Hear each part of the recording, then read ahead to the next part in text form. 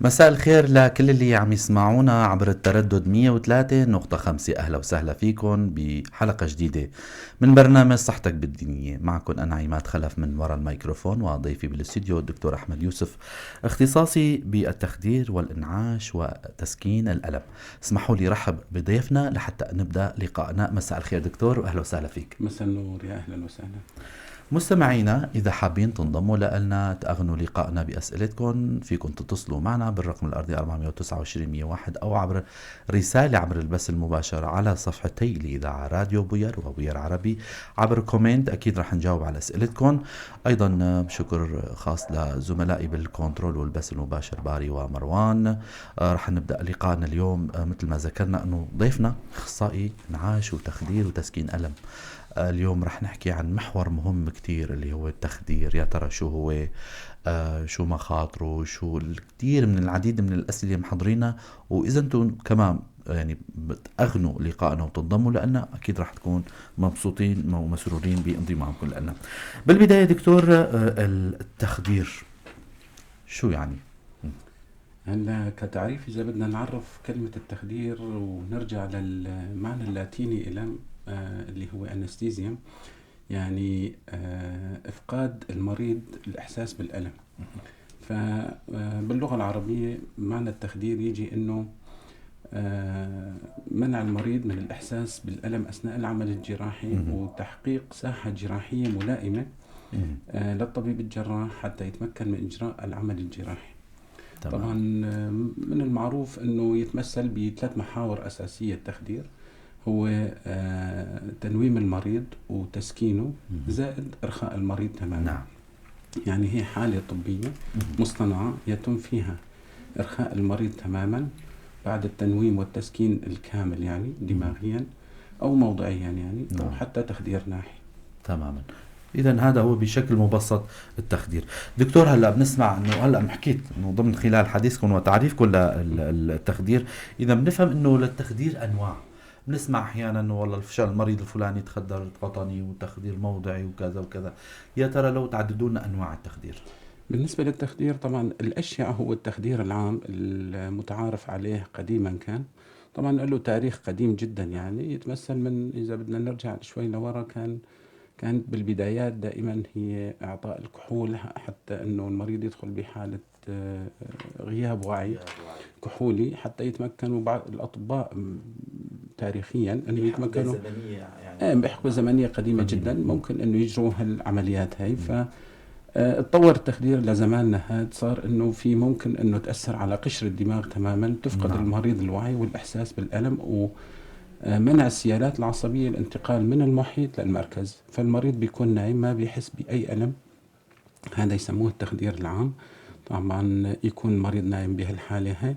في عنا مقاربات تخديرية كمان نسميها المقاربات الناحية. ممكن انه نخدر نصف الجسم اللي المتعارف عليه انه هو التخدير القطني. طبعا التخدير القطني كمان في له نوعين ممكن نصنفه، في شيء اسمه فوق الجافية وفي شيء تحت الجافية. كل واحد منه له استطوابات وله مساوئ وله محاسن طبعا. وفي التخدير الموضعي، وممكن انه مثل ما قلنا التخدير الناحي انه لطرف واحد لمفاصل معينة فقط. ممكن فقط كف اليد ممكن يتخدر، هذا يدخل ضمن التخدير الناحي. ممكن الذراع فقط الأيمن أو الأيسر، المنطقة الهدف اللي هي مطلوبة لإجراء العمل الجراحي عليه، ممكن نخدر هذه المنطقة فقط يعني.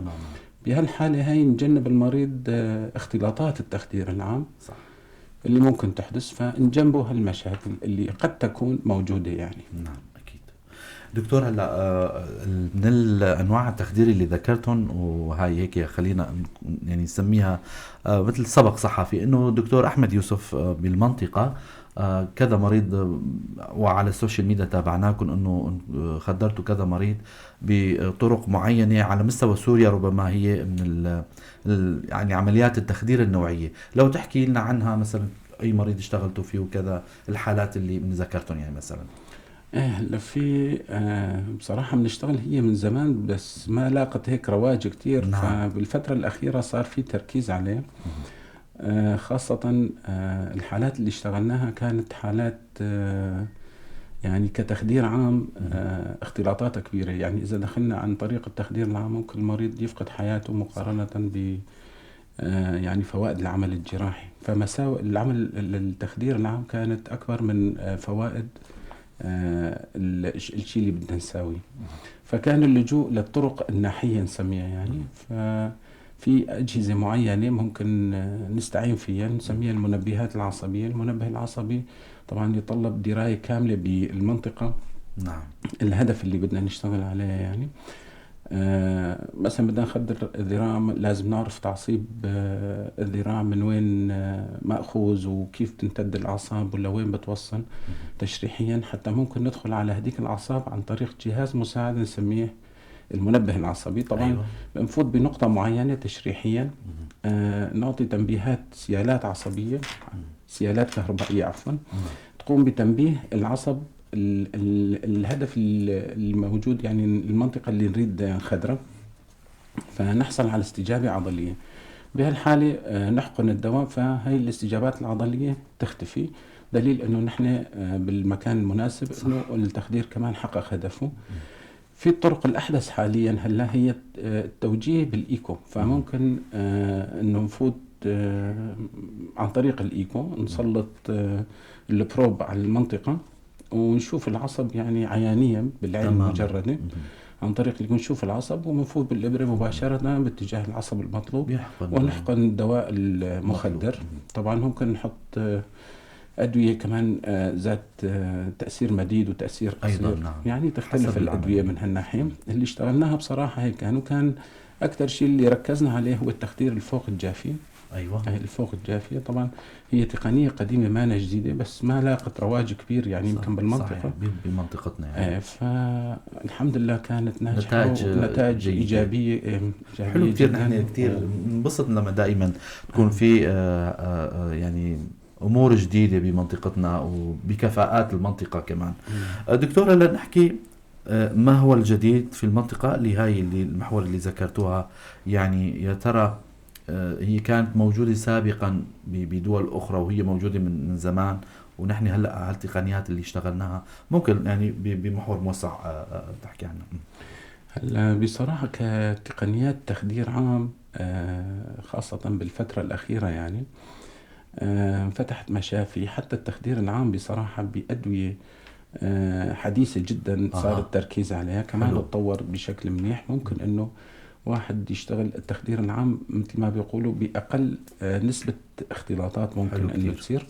طبعا مشكورين الناس اللي قائمين على هالأعمال هاي وطوروا هالناحية هاي يعني، وركزوا على الأجهزة الحديثة الموجودة بغرف العمليات والأدوية الحديثة كمان اللي جابوا سواء غازات تخديرية أو أدوية وريدية. فساهمت كتير بتخفيف الاختلاطات هاي. طبعا هاي بدول الغرب كانت موجودة سابقا، لكن ما كان يتم التركيز عليها.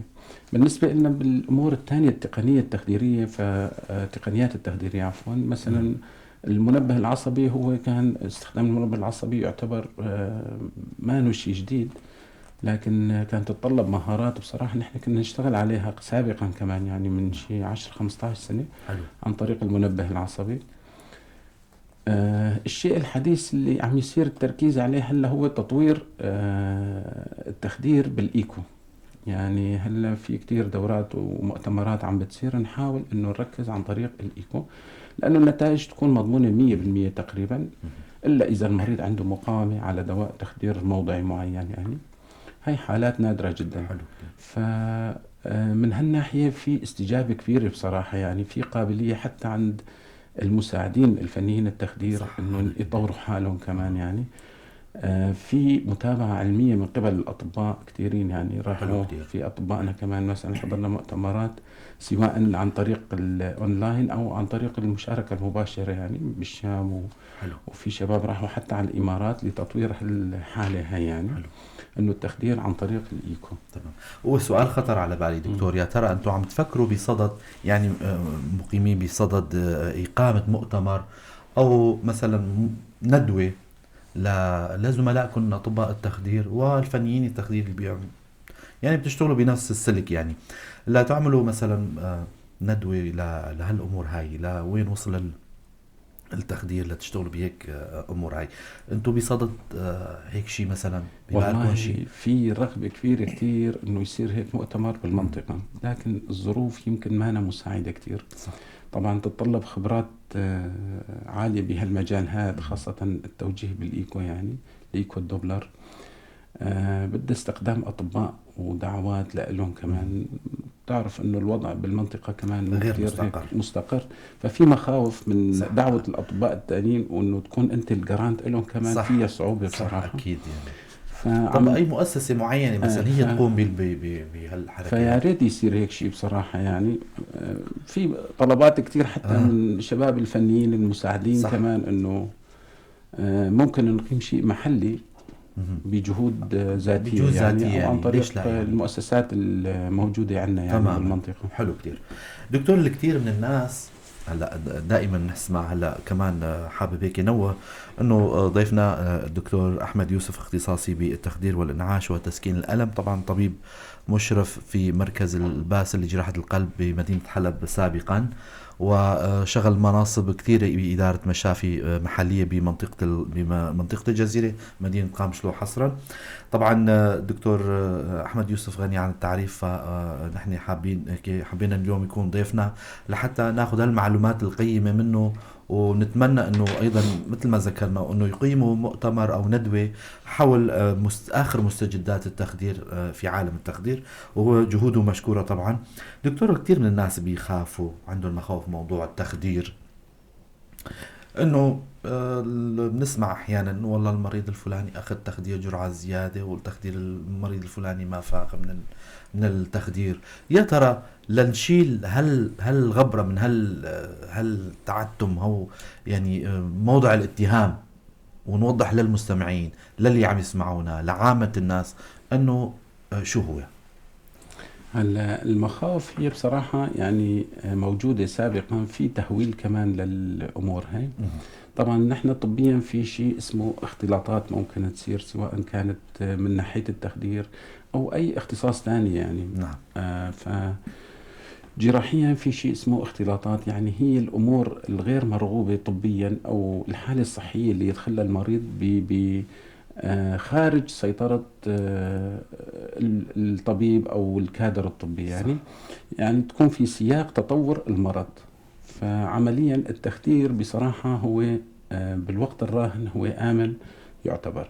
طبعا يتطلب مقابلة المريض بالبداية، وتعرف على المريض نفسيا، وضعه النفسي، استعداده النفسي للتخدير. حتى ممكن طبيب التخدير انه يقرر هذا المريض مثلا ممكن نخدره تخدير ناحي، ممكن نخدره تخدير موضعي، ممكن نخدره تخدير نصفي، او تخدير عام يعني. ممكن. في ناس مثلا صعب بالتعامل معهم نفسيا، غير قابلين للتخدير الناحي. طبعا المخاطر هي يعني بقدر بقول انه هي نادرة جدا يعني. صح.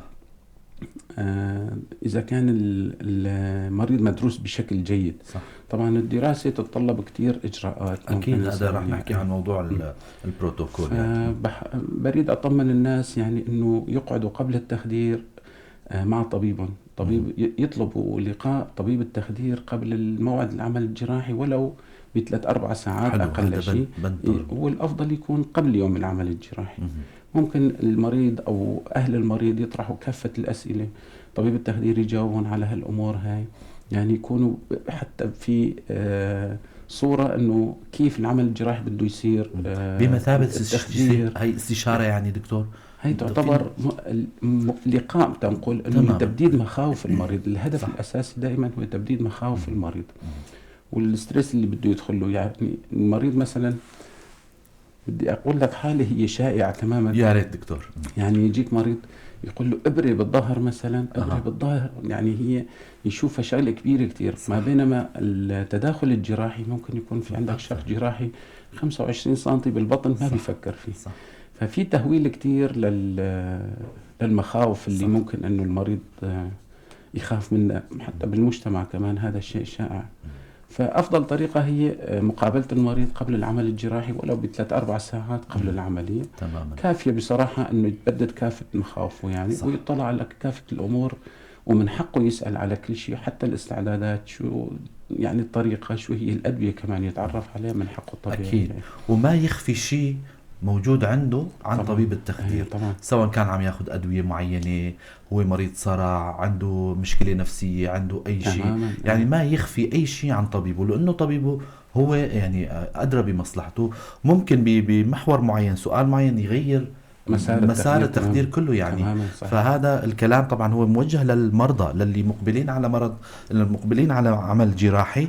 طبعا هالشيء هذا مطلوب من الطبيب، هو من المفروض الطبيب هو نفسه يقابل مريضه قبل بيوم، او مثل ما ذكر الدكتور قبل بمده معينه يعني، لحتى يكون مطلع على وضع مريضه يعني. فاذا هالشغلتين هاي مطلوبين من الطبيب ومن المريض المريض ايضا. وزوي المريض حلو، كمان. حلو كثير هالمحور هذا. يعني مثل ما ذكر الدكتور انه ما في مخاوف، والحمد لله النتائج بالفترات الاخيره هي كل امنه جدا، وكفاءاتنا جدا بنعتز فيها حقيقه يعني. دكتور، لو نحكي هلا من شوي، حكيت جزء من محور سؤالي، يعني انه لو تحكينا عن بروتوكول التخدير، كيف بيكون؟ ما هلا بالبداية مثل ما قلنا هي التعرف على المريض. التعرف على المريض يشمل انه العمر، القصة المرضية اللي عنده، السوابق المرضية اللي عند المريض. مثل ما ذكرت حضرتك انه ممكن يكون مريض عنده صرع او امراض تانية عصبية، او حتى مثلا يكون في عنا امور يعني بدنا نذكر منها يعني امراض هي يسموها الوهن العضلي الوخيم مثلا. صح. هي امراض او نقص الخميرة الموجودة نعم. عند الاطفال، هي قصة عائلية. الاهل يذكروها ومستحيل انه مريض خضع لعمل جراحي ينسى هالاختلاطات هاي. فهي أمور موجودة وراثية، هاي بتغير لك مسار التخدير تماما. فالفكرة هي أول شيء التعرف على عمر المريض، على الوضع القصة النفسي، المرضية، نعم. القصة المرضية الحالية، السوابق المرضية، السوابق الجراحية اللي جراحية. مر فيها، الأمور النسفية. يعني حتى أنه مثلا ممكن نسأل النساء عن الدورة الشهرية، نعم. مدتها كذا، مهمة جدا بالنسبة لنا. يعني حتى نطلب تحاليل وبروتوكولات حتى نتعرف على الوظيفة الكبدية والكلوية، كلوية. لأنه أدوية التخدير كلياتها طرحها. استقلابها، نعم. استقلاب هو تحويل المادة من مادة فعالة لغير فعالة قابلة للطرح.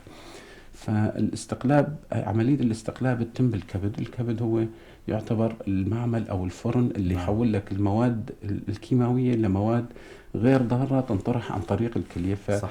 فضروري جدا التأكد من سلامة هدول الجهازين، الجهاز الكبدي والكلوي. نعم. فلذلك نحن نسترشد بالتحاليل الطبية. طبعا وظائف الكبد في إلى تحاليل معينة نحن نركز عليها تخديريا، والكلية كمان نفس الشيء في إلى تحاليل معينة. طمنا على هدول الجهازين. طبعا الوضع القلبي والرئوي مهم جدا. الوضع القلبي طبعا في إجراءات بنساوي تخطيط للمريض. إذا في مثلا داعي ممكن نطلب إيكو للقلب كمان نطمن على وضع الصمامات. هالأمور هاي تجي بالفحص السريري للمريض. يعني تمام. شكينا بشيء قلبي، سمعنا نفخات، سمعنا أصوات إضافية لما نصل إلى القلب، ممكن أنه نسترشد حتى ونستعين بطبيب قلبي يساوي لنا إيكو دوبلر للقلب. صح. نعرف الوضع العام للقلب. الوظيفة القلبية كمان، القلوصية القلبية ممكن أنه ناخد فكرة عنها، لأنه أدويتنا التخديرية دائما تأثيرها قلبي، صح. رئوي، كلوي، كبدي. طبعا. يعني نشتغل على أعضاء نبيلة بالجسم. الأعضاء النبيلة فقط يعني هي اللي تتأثر تخديريا عنا. فضروري نتأكد من سلامة جهازية لهالأمور، تنفسيا، قلبيا، كبديا، وكلويا. تماما. ويا ريت المرضى كمان يكونوا بصورة هالأمور هاي، يعني يعرفوا جميل جدا. إنه مريض يدخل على العملية وما انطلب له استقصاءات تخص الكلية والكبد، هو نفسه يطالب إنه يطمن على الكبد والكلية قبل ما يدخل على العمل الجراحي. طبعا في مثلا حالات ممكن نطلب صورة صدر، ممكن نطلب حتى طبقي، انه اذا شكينا بوجود آفات رئوية او شيء غير مكتشفة. فاحيانا في كتير امور تصير بالصدفة، وخاصة نحن مرضانا ومناطقنا هي بالذات ما في توثيق او للوضع الصحي للمواطن بشكل عام يعني. صح. مقارنة بالدول الأوروبية عندك للأسف يعني. ملف طبي كامل. صح. عندك ممكن عن طريق الكمبيوتر تفوت على موقع تشوف أمراضه من يوم ما ولد لليوم اللي إجا فيه تمام. عندك. فنحن أحيانا تكون الزيارة الأولى هي أول زيارة بعد 50 سنة صح. يزور الطبيب فيها تيساوي عملية فتق صح. أو عملية بسيطة، وتكتشف أمراض صار لها 50 سنة ما كان يشكي منها حتى، يعني للأسف يكون يعني. معاوض المريض. أكيد. فأثناء الفحص السريري يتبين معك المريض، مثلا تفاجئ أحيانا عندك المرض الفلاني. فهالأمور هاي ضرورية جدا أثناء اللقاء التأكيد عليها. طبعا نحدد أثناء الإجراءات اللي سويناها، سواء استقصاءات شعاعية أو مخبرية أو سريرية فحوصات، نحدد الخطورة. طبعا الخطورة التخديرية في علامات، في نقاط تنحط حسب الموجودات الطبية اللي عندنا، وبنوضح للمريض الخطورة التخديرية. نتيجة التخدير العام تتمثل مثلا هي بالعادة من 1 ل3 بال10,000 شخص، يعني نسبة قليلة جدا جدا ضئيلة يعني. فأحيانا ترتفع إذا في عندك مشاكل قلبية، مشاكل كلوية، مشاكل أكيد. كبدية، عوامل مؤهلة العمر، يعني. عوامل مؤهبة مثلا. فنحط المريض بصورته، أهله كمان نحط بصورة المخاطر. بتصير هذا البروتوكول العام تكتمل يعني. الحلقة كاملة يعني. طبعا. تمام. بنوجه تحية لزملائكم الأطباء اللي عم يشاهدونا. دكتورة شورش بعد سلام مساءكم، يسعد مساكم. دكتور أحمد الغالي نورتوا، وأيضا دكتور يحيى ودكتور حسين، يسعد مساكم جميعا للي عم يشاهدونا. رسائلكم عم تجينا طبعا، ونحن عم نشوف المشاهدة. أيضا بنوجه لكم تحية لجميع اللي عم يسمعونا عبر التردد 103.5 مستمعي إذاعة راديو بير اف ام، طبعا برنامج صحتك بالدنيا. ضيفنا بالاستوديو الدكتور أحمد يوسف، اختصاصي بالتخدير والإنعاش وتسكين الألم. عم نحكي اليوم عن عالم التخدير، هالعالم هيك المعتوم اللي ما حدا بيعرف عنه شيء يعني. فاليوم هيك محاور عديدة عم نناقشها مع ضيفنا الدكتور أحمد. نحن هيك وصلنا لمحور انه دكتور، يا ترى بيتطلب شيء من ال يعني شغلات بعد الانتهاء، بعد خروج المريض من غرفة العمليات، سواء في مرضى بينتقلوا من غرفة العمليات لغرفة الإنعاش أو العناية المشددة، أو اللي بيتخرج على الجناح، في شيء بيتطلب من الطبيب أو بتنتهي مهمة الطبيب التخدير هون؟ لا طبعا ما بتنتهي، مهمته تستمر حتى تخريج المريض من غرفة الإنعاش. طبعا بغرفة الإنعاش تتم فيه كمان مراقبة عفوا الحالة القلبية عند المريض، الحالة التنفسية، تقييم أكسجته، الوعي. طبعا هالأمور كلها تتأثر تنفسيا، كلويا، كبديا، فتستمر المتابعة لحتى يصير عندنا الصحو تام. صحو تام، المريض ممكن أنه يمشي على إجريه، يتفاعل معك بشكل كامل. بالإضافة للشيء المهم هو تسكين الألم بعد العملية. فمهمة الطبيب التخدير حتى أنه بعد العمل الجراحي تستمر لتخريج المريض ما بعد الإنعاش. ما بعد غرفة الإنعاش كمان، وتحديد نوعية التسكين كمان مهمة جدا. فالمفروض أنه هو يحط الجرعات التسكينية للمريض حسب الحالة الجراحية الموجودة عنده والحالة الصحية الموجودة. أكيد. فمهمته ما بتنتهي من إخراج المريض من غرفة العمليات، تستمر لحتى ما قبل تخريجه حتى من غرفة العمليات، عفوا من المشفى. تخريجه من المشفى. حلو كتير. دكتور، السؤال يعني بيخطر على بالي انه يا ترى في فرق بين تخدير الاطفال وتخدير البالغين؟ هيك سؤال خطر على بالي. طبعا التخدير هلا بيتطلب عناية فائقة مثلا، او ما بعرف يعني. هلا الفروقات مثلا في عندنا 3 حالات اساسية بالاضافة للكهول، نحن نسميها للمسنين وللأطفال وللحوامل. نعم.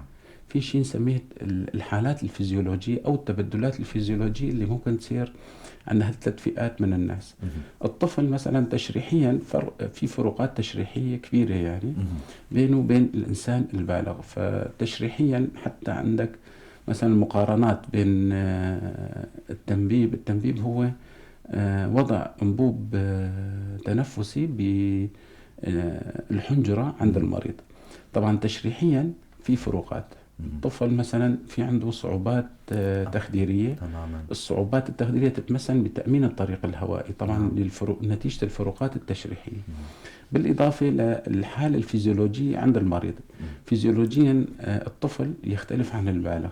صح. فبدك تتعامل مع الفيزيولوجيا تبع الطفل بشكل مختلف تماما عن فيزيولوجيا البالغ. أكيد. وكذلك فيزيولوجيا المرأة الحامل غير فيزيولوجيا الفتاة أو اليافع أو الفتاة غير الحامل، غير متزوجة، مختلفين تماما. يعني في عندك تبدلات حتى على مستوى الدم والكلية والكبد أيضا. بتصير عند المريض، هي تعتبر طبيعية عند الحامل، لكن إذا كانت عند مريضة غير حامل ممكن أن تعتبر مرضية. فالمعرفة التامة بفيزيولوجية أو آه، الحالة الفيزيولوجية هي الحالة الطبيعية للإنسان هي كتعريف. فالحالة الطبيعية لهالطفل تختلف عن حالة البالغ، المرأة الحامل تختلف عن حالة المرأة الغير حامل، حتى الكهول المسنين كمان الحالة الفيزيولوجية تعامل خاص تعامل خاص تماما. يعني الوظائف طبعا تكون على الحد الأدنى الطبيعي، ففي كتير فروقات كبيرة. فكل شخص حسب السن تبعه، وطبعا حسب ما ذكرنا هالفروقات الثلاثة يتم التعامل معهم حسب الموجودات يعني. تماما. دكتور، لو نحكي عن مخاطر واختلاطات التخدير، من شوي هيك تطرقت لها، يعني انه التخدير يعني هو بيضل تخدير، والعمل الجراحي له اختلاطات وله، فلو تحكينا عن مخاطر واختلاطات التخدير. الاختلاطات إذا بدنا نذكر ممكن مريض يكون في عنا مشاكل رئوية كبيرة، ولا غنى عن التخدير العام. يعني أنت مجبور في حالة إنعاش تعتبر المريض بدك ندخله على عمل جراحي واسع، فتح بطن كبير مثلا، قد يكون التخدير الناحي غير ملائم له، فنضطر للجوء للتخدير العام. فبهالحالات هاي أغلب الناس مثلا عندنا بالمنطقة يكونوا مدخنين في شيء أمراض نسميها COPD، الأمراض الرئة الانسدادية نسميها. فهدول المرضى طبعا تنفسيا يكون في مخاطر مقارنة بالمرضى الطبيعيين. تنفسيا ممكن الوظيفة التنفسية تتأثر، باعتبار نحن عم نعطي مواد شالة للعضلات التنفسية، نصير نتحكم نحن بشكل كامل بتنفس المريض. طبعا الهواء اللي يدخل هو مو مثل الجهاز الفيزيولوجي عند الإنسان كتدفئة وكترطيب وكهي، ما نوصل للشيء الموجود إلهيا يعني عند المريض. فممكن أنه يتأثر هالشيء هذا، يصير عندك نقص أكسجين لعدة أسباب، ممكن تكون بسبب الآفات الموجودة عند المريض، ولكن هي تكون آنية يعني هي قد تأثر بشكل بسيط، وممكن يكون تأثيراتها وعقابيلها كبيرة ما بعد العمل الجراحي. طبعا الاختلاطات اللي ممكن تصير، طبعا نحن نسميها الاختلاطات اللي هي خارج إرادة الطبيب. اللي صعب انه يعدلها، يعني هي في سياق تطور المرض، هي في سياق تطور الحالة. فممكن يصير عندنا احيانا بسبب فقدان الدم الكبير يصير عندنا أذية دماغية كمان. فالمريض التخدير زائد نزف كتلي نسميه مثلا، ضياع كبير للحجم، فممكن تتأثر التروية الدماغية، ممكن تتأثر التروية الكلوية. فهي كلها نسميها الاختلاطات. طبعا هي خارج إرادتنا، لكن المشاكل اللي ممكن تواجهنا نحن تدخل أحيانا بدك تأمن الطريق التنفسي، تركب أنبوب تهوية. تشريحيا يكون المريض صعب التركيب. في مرضى مثلا تبضع الحنجرة ما يكون مثل تبضع الحنجرة عند بقية الناس الأغلبية، يكون في صعوبة بهالأثناء هاي. فممكن المريض إذا ما في وسائل مساعدة عندك، يعني مثلا من تنظير حنجرة، منظار حنجرة، ممكن تتدخل فورا عن طريق المنظار تركب الأنبوب. قد المحاولات اللي كتير ممكن يصير في الرد على الحنجرة، المريض بعد العملية يشكي من ألم بالحنجرة، صعوبة بلع كذا، هاي ممكن تصير. فهي تعتبر شغلات بسيطة بصراحة، لكن تدبيرها سهل. وبالآونة الأخيرة يعني طبعا نتيجة الأدوية الحديثة، كانت الأدوية القديمة مثلا في غازات تم منعها قبل 2010 بسوريا مثلا، غازات تخديرية، لكن بسبب الأزمة اضطروا أنه يرجعوا كمان يستخدموا هالغازات لسهولة تصنيعها يعني بسوريا نفسها، مثل الهالوتان، وهي تعتبر أرخص المواد. النيتروس مثلا، فالنيتروس مفقود تماما لليوم. فالهالوتان بحد ذاته كان قبل 2010 مانعين، وانه خلص اوروبيا توقف، لكن نحن لسه اضطرينا نرجع للحاجه. اضطرينا انه نقبل بهذا الدواء. طبعا اختلاطاته مو كثير كبيره، لكن ممكن يساوي مثلا اضطرابات نظم نحن نساويها قلبية. فهي كمان تدبيره يكون اذا طبيب التخدير يكون على درايه كامله بالامور القلبيه وهي صح. فممكن تدبيره بسهوله. لكن الغازات الحاليه هلا بالوقت الاخير يعني اخر سنتين بصراحه فتأثيرات القلبيه يعني تقدر تقول شبه معدومه، تأثيرات التنفسيه حتى شبه معدومه. فممكن نقول نحن هلا بنعيش فترة الربيع التخديري تماما. يعني. ففي أمان بصراحة يعني، وفي أريحية بالشغل صار أكثر من قبل يعني. طبعا هالشيء هذا بيعود لجهود وكفاءات المنطقة وأطباء الموجودين بالمنطقة. رح أذكركم مستمعينا، نحن وصلنا هيك إلى تقريبا لنهاية حلقتنا. ضيفنا بالاستديو الدكتور أحمد يوسف، اختصاصي بالتخدير والإنعاش وتسكين الألم. أنتم عم تسمعوا برنامج صحتك بالدنيا. رح ننتقل للمحور قبل الأخير اللي هو بعد العمل الجراحي. نحن نسمع انه كتير في له تأثيرات يا ترى في له تأثيرات جانبية على المريض. مثلا نسمع انه والله مريضة عملت قيصرية وهي بتعرف انه تكون التخدير قطني او او تشكي من صداع وغيرها. يا ريت لو تحكي لنا عن المحور هذا دكتور. طبعا هو موضوع يعني بشكل يومي عم يواجهنا يعني، ونحاول دائما نقنع المريضة انه الطريق الافضل هو عفوا الطريقة المثالية هي لتجنب المخاطر، وما نفكر ابدا باي اختلاطات. هي طريقة التخدير يا اما فوق الجافية او تحت الجافية، المعروفة انه هي التخدير القطني. فبصراحة انه الصداع هو شائع بشكل عام عند الفتيات اليافعين وبالاخص الحوامل. هذا شيء وارد جدا يعني. عم نحاول انه نستخدم قدر الامكان ابرة يكون قطرة صغيرة كتير. طبعا الصداع هو نتيجة انخفاض الضغط داخل القحف عم بيصير، لانه سائل الدماغ الشوكي نحن يصير في تسريب من الثقب اللي نحن اصطنعناه يعني حتى نحقن المادة الدوائية التخديرية. فهذا الشيء يعني يعتبر شيء عرضي يعني، شيء يعني لا يذكر يعني صح. بصراحة، بس مزعج للمريض. طبعا الإبر اللي عم نستخدمها هي إبر رفيعة كتير، دقيقة جدا يعني. فنسبة الصداع بصراحة قليلة جدا يعني. عم بتعرض مثلا يحكوا معي صار في صداع، قابلية المريض وحساسية المريض كمان تختلف من شخص لآخر يعني. عتبة الألم كمان تختلف. فالصداع وارد جدا انه يصير بعد البذل القطني طبعا، سواء بغاية التخدير او بغاية التشخيص كمان. احيانا نضطر نسحب سائل الدماغ الشوكي للتشخيص يعني عند مرضى العصبية، يعني شك بالتهاب سحايا، التهاب دماغ، فنسميه نحن البذل القطني. فبس انه صار في بذل، صار في تسريب لسائل الدماغ الشوكي.